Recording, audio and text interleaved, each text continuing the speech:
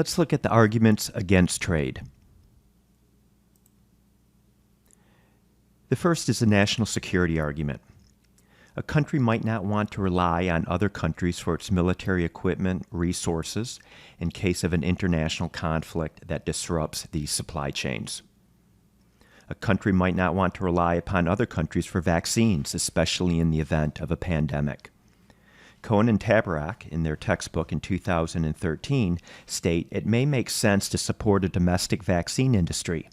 In an ordinary year, there are few problems with buying vaccine produced in another country, but if something like the 1918 flu swept the world again, it would be wise to have significant vaccine production capacity in the United States. A tax on imports or subsidy to the domestic industry may be justified. Here's the total number of vaccines as of March 3rd, 2021.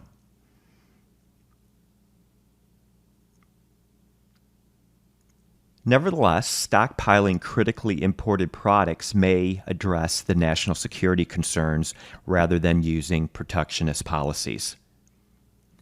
There is an incentive for domestic producers to exaggerate their product is vital for national security. Some examples are the beeswax industry, the mohair subsidies that was used to help produce uniforms, for example.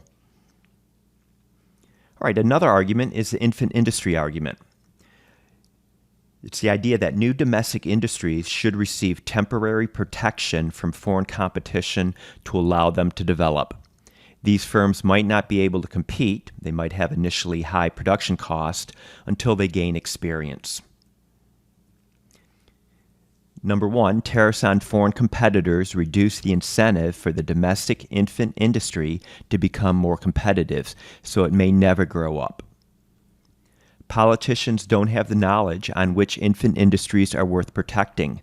The political process, not cost-benefit analysis, will likely determine which industries get this protection. Once an industry gets protected from foreign competition, it is very difficult to remove those protections.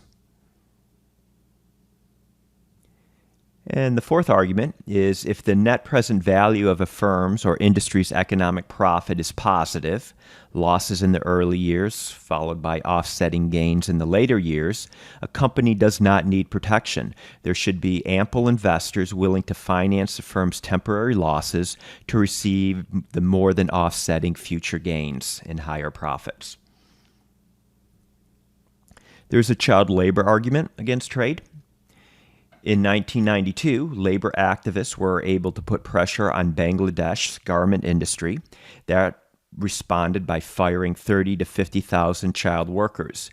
These children's lives, however, were not improved. They did not go to the playground. They did not go to school. They did not hang out at the mall or play video games with their friends. The children instead worked at other jobs that were in many cases more dangerous and with lower pay. Restrictions on trade do not reduce child labor. In 2009, almost 20% of the children aged 5 to 14 around the world worked many hours, mostly in agriculture, alongside their parents, and in non-exporting industries. Child labor is caused by poverty and declines as a nation becomes richer. Here's the incidence of child labor in the United States from 1880 through 1930. Here is the relationship between child labor and GDP per capita. So as GDP per capita increases, there's less reliance on child labor in countries. There's a job arguments against trade. People argue that free trade destroys jobs in domestic industries that face foreign competition. Job losses are not permanent. There are millions of jobs being created and destroyed in the U.S. all the time, with many having nothing to do with international trade. There's no relationship between protectionism and the number of jobs. Trade restrictions don't save jobs, but merely reshuffle the types of domestic jobs that workers are doing. A tariff on imported sugar saves jobs in the domestic industry at the expense of fewer jobs in the candy industry, as candy manufacturers leave the domestic market to avoid the high sugar costs. A tariff on steel saves jobs in the steel industry at the expense of fewer jobs in industries that use steel as an input, because they now have higher costs of production and produce less output, so as a result they need fewer workers. Access to less expensive foreign products leaves more money in the hands of domestic consumers that can be spent on domestic goods, increasing output and jobs. Job destruction, whether through new technologies, new products, or changing consumer tastes, is a part of any growing and dynamic economy. There's nothing special about job loss owing to international trade. Buying foreign products, leading to some domestic job losses, gives foreigners the dollars to buy domestic products, leading to some domestic job gains. Again, a merely reshuffling of the jobs. Protectionism locks in workers and resources in producing things that are outside their comparative advantage. The low wage argument. Many people believe that trade reduces wages of domestic workers. How can domestic workers compete with foreign workers who get paid $1 an hour? Firms in high-income countries will have to lower wages in order to compete. At least that is the argument. Some problems with this argument. Free trade increases living standards by increasing economic efficiency. High wages in the U.S. are due to high productivity. Workers who are educated, have high skills, and work with lots of capital are going to be naturally more productive. Low wages reflect low productivity. A country cannot produce everything more cheaply because their wages are low. Likewise, a country cannot produce everything more cheaply because their productivity is high. Trade is based on comparative advantage. Trade restrictions that save jobs in protected industries come at a high cost.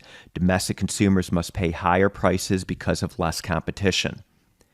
The trade restrictions on Japanese automobiles increased the price of Japanese and U.S. cars by $2,000 and $800 respectively. The cost per job saved equaled $300,000 per year. This is just the total cost to consumers due to these higher prices divided by the estimated number of jobs saved.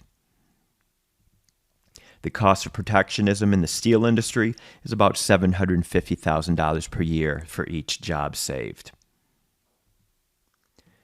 Another argument is dumping and unfair competition.